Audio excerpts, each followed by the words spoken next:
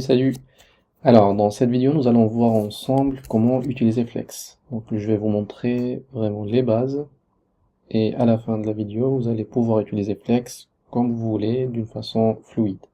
Commençons tout d'abord par ce code simple. Nous avons 4 divisions. Et donc, chaque division, elle a un petit style simple. Donc, une largeur, une hauteur et un background. C'est-à-dire une arrière. Donc là, comme vous pouvez voir, nous avons ces 4 divisions qui sont l'un au-dessus de l'autre. Maintenant, la question la plus simple sur laquelle on veut répondre, c'est comment centrer, par exemple, les divisions dans leurs parents. Comment avoir ces divisions dans le centre. Donc alors, pour Flex, on travaille généralement sur le parent, c'est-à-dire sur la division qui contient ces divisions. Donc là, ils sont dans le body, mais on aurait pu avoir une division qui est comme ça, et donc quelque chose comme ça. Donc c'est pas forcément le body sur lequel on travaille. Et là, je peux par exemple donner Flex Container par exemple, c'est juste un nom. Et là, donc je peux appliquer Flex sur cette division. Donc si je fais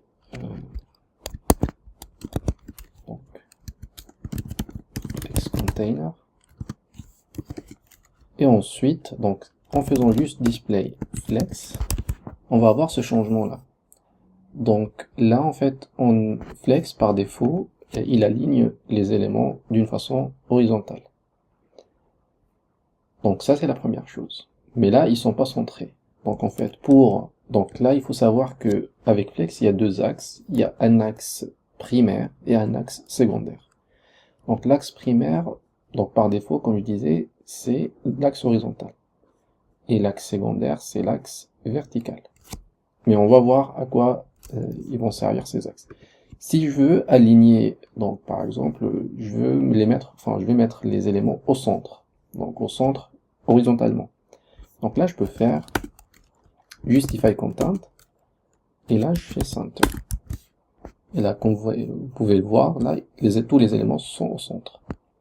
Si je veux les mettre à la fin, c'est-à-dire tout à droite, je peux mettre Flex End.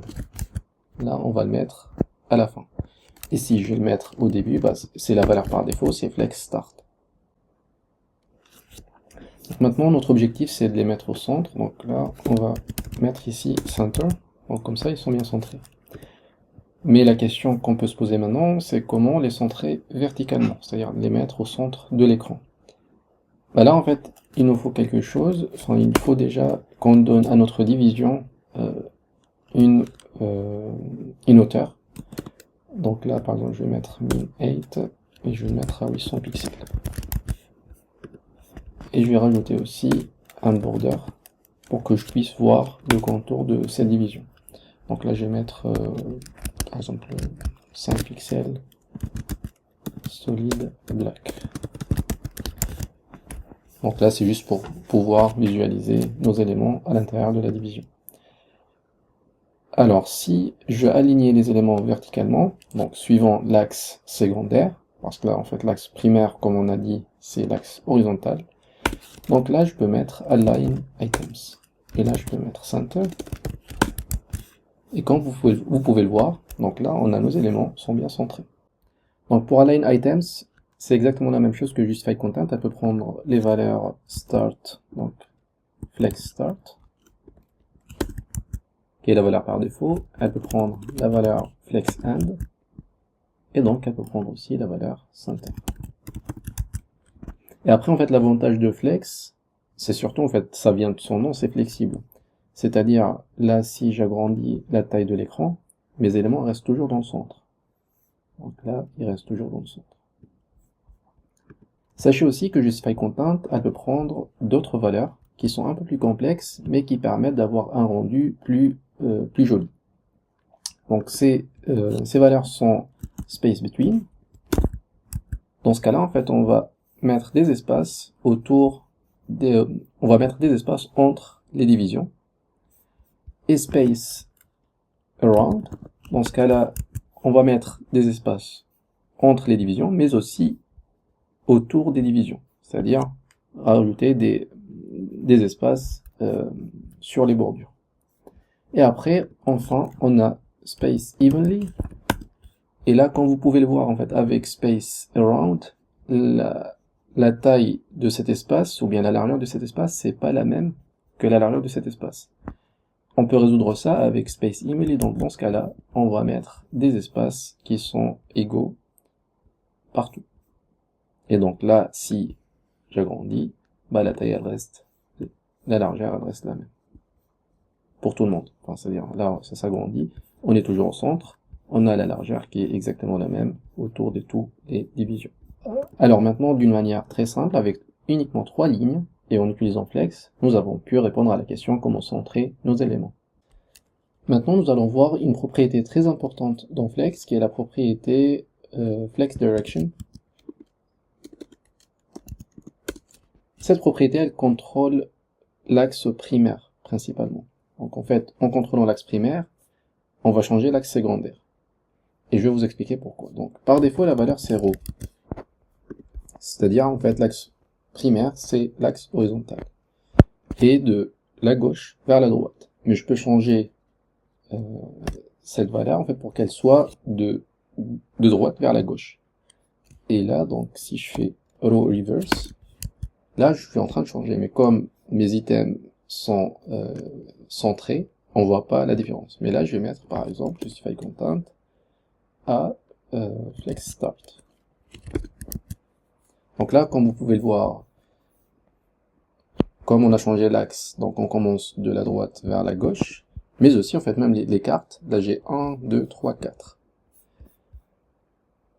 Et pareil, en fait, là, si je fais donc row tout court, on revient de la gauche vers la droite. Mais je peux aussi contrôler le sens pour le mettre verticalement, pour dire que mon axe principal, c'est l'axe vertical. Et là, je peux mettre colonne. Et là, ça change en fait du coup la direction de l'axe primaire. Et donc là, pour le moment, je vais enlever align items pour qu'on puisse repartir de 0. Donc là, c'est vraiment la valeur par défaut. Donc là, comme j'ai changé mon axe principal, donc j'ai dit que là, il faut que mes éléments soient ordonnés du haut vers le bas d'une manière verticale. Et là, pour colonne, pareil, je peux mettre colonne reverse, et donc là, on commence du bas vers le haut. Mais pour le moment, on va les mettre dans le centre, donc là, on va les centrer verticalement. Et si je veux centrer maintenant sur l'axe horizontal, je dois utiliser align items, parce que c'est align items qui contrôle l'axe secondaire. Et comme on a changé l'axe primaire, l'axe secondaire, c'est l'axe horizontal maintenant. Donc voilà. Après, donc justify content, je peux mettre par exemple space around ou space evenly. Comme ça, ils seront espacés verticalement. Maintenant, regardons d'autres propriétés qui sont plus simples. On va supprimer tout ça pour revenir à la situation initiale. Donc là, comme vous pouvez le voir, en fait, par défaut, il n'y a pas d'espace entre les divisions. Donc en fait, il y a la propriété gap qu'on peut utiliser. Et si je mets par exemple 20 pixels, là on va rajouter l'espace entre les éléments. Pareil, je peux faire 30 pixels. Donc là, ça va rester tout le temps comme ça, même si je change. Donc là, c'est toujours comme ça. Alors maintenant, la propriété que nous allons voir, c'est la propriété flex wrap. Et la valeur par défaut, c'est no-wrap. Donc pour pouvoir voir l'effet de cette propriété, je vais rajouter juste d'autres divisions. Comme ça, nous avons 8 divisions. Et là, en fait, avec la valeur par défaut, si je change la taille de l'écran, donc toujours, on va essayer de rester sur donc la même ligne. Et là, le souci est que là, on est sorti du cadre qui a été normalement en fait censé encadrer toutes les divisions. Donc pour régler ce problème, ce qu'on peut faire, c'est de donner la valeur wrap Et comme ça, en fait, à chaque fois qu'il n'y a plus d'espace pour contenir tous les éléments, Flex va faire en sorte, ou bien le navigateur va faire en sorte de revenir à la ligne pour afficher tous les éléments à l'intérieur de la division mère. Et maintenant, donc, si je change la taille ici, vous allez voir que là, à chaque fois qu'il n'y a plus d'espace, on va rajouter une ligne. Et pareil, si là, j'agrandis, donc là, les éléments vont se mettre sur la même ligne parce qu'il y a de l'espace. Donc revenons à cette configuration. Et là, par exemple, on peut tout centrer, en fait. Donc en utilisant Justify Content, comme on a fait tout à l'heure. Donc là, je peux faire Center. Là, c'est pour l'axe principal. Donc c'est l'axe horizontal. Et là, je peux faire Align Items pour les centrer verticalement. Voilà. Mais là, on remarque en fait que là, il y a trop d'espace entre les lignes. Et ça, c'est parce que Flex crée un axe principal et un axe secondaire pour chaque ligne. Donc là, en fait, ils sont alignés via une ligne virtuelle qui est à ce niveau-là. Et l'axe vertical, donc, il est spécifique à cette ligne. Et pareil, là, on va avoir une ligne horizontale pour l'axe principal et une ligne verticale pour l'axe secondaire. Mais donc, si on veut que tous les éléments soient centrés, donc toutes les lignes sont bien centrées au centre de l'écran verticalement, donc là, on peut utiliser une deuxième, ou bien une autre propriété qui s'appelle Align Content. Et si je fais Center, dans ce cas-là, on va avoir donc les éléments bien au centre. Et donc là, en fait, l'axe principal, il est commun à tout le monde, qui est au centre de la division. Et l'axe vertical, pareil, il est commun à tout le monde. Donc voilà, et là, si je change la taille, par exemple, ça va être plus joli. Et donc là, on voit que les éléments sont bien centrés. Maintenant, si on veut, par exemple, que l'espace entre les colonnes soit différent de l'espace entre les lignes, on peut, par exemple, changer ici, en fait, au lieu d'utiliser la propriété générique gap, on peut utiliser colonne gap pour mettre, par exemple, 40 pixels. Et après, on peut faire row gap, et on peut mettre que 20 pixels, par exemple.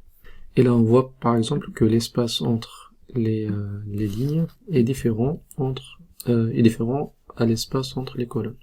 Mais après, donc là, on voit visuellement c'est pas équilibré, donc le mieux c'est d'utiliser grow tout court, le mieux d'utiliser gap tout court, donc pour mettre 30 pixels par exemple. Maintenant, nous allons regarder la propriété flex shrink. Donc tout d'abord, je vais commencer par enlever flex wrap, juste pour vous montrer à quoi ça va servir. Donc là, si je diminue la taille de mon écran, je vois que la taille des divisions est en train de diminuer aussi. Et ça, c'est grâce à la propriété flex shrink qui est par défaut, elle est activée. Et cette propriété, elle est activée sur les éléments et pas sur le parent. Donc là, si je fais flex shrink 0, donc là, je suis en train de la désactiver. Et on voit bien que les éléments débordent. Donc voilà, les éléments, en fait, la taille, elle reste fixe, et les éléments débordent, donc il faut scroller pour pouvoir tous les voir. Donc si je l'active, là, on voit bien que les éléments ne débordent plus, et la taille se rétrécit.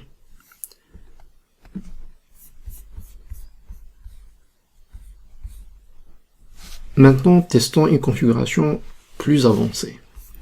Là, je vais donner par exemple, je vais juste rester avec...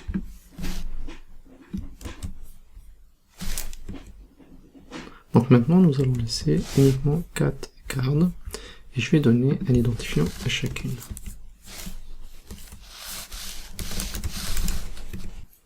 Voilà. Et donc...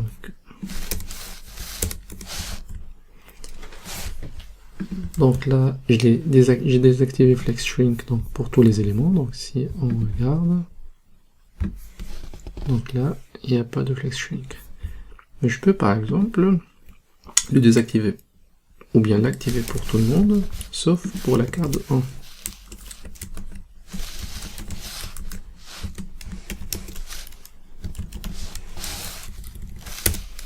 pour dire, bah, tous les éléments vont réduire leur taille, sauf card 1. Donc là, on voit bien que card 1, elle reste fixe. La taille de card 1 reste fixe. Et je peux même en fait aussi contrôler la vitesse dont les éléments se rétrécissent. C'est-à-dire si je fais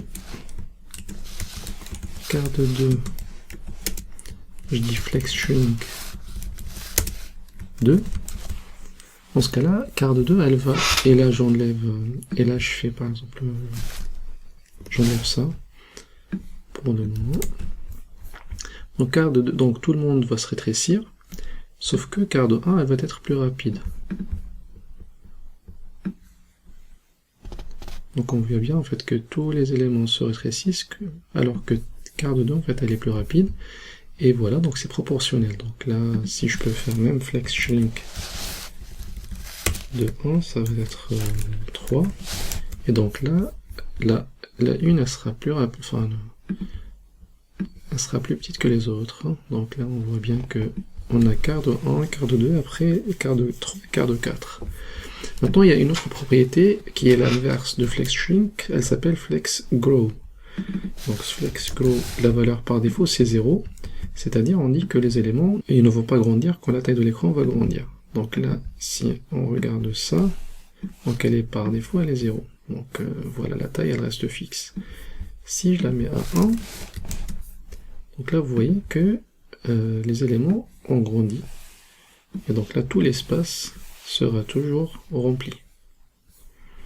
Et pareil, comme on a fait pour flex shrink, avec flex grow, je peux contrôler la vitesse. C'est-à-dire, je peux dire que bah, je veux que card 1 prend plus d'espace que les autres. Donc là, je peux faire 2. Et donc là, on voit bien en fait que la taille de la card 1 est le double des autres. Vous voyez, donc là, ça prend plus que les autres. Et voilà, donc maintenant tu connais tout sur les principales propriétés de Flexbox. Tu peux les utiliser pour avoir des interfaces qui sont responsives. Et je vous dis à bientôt pour une nouvelle vidéo sur CSS.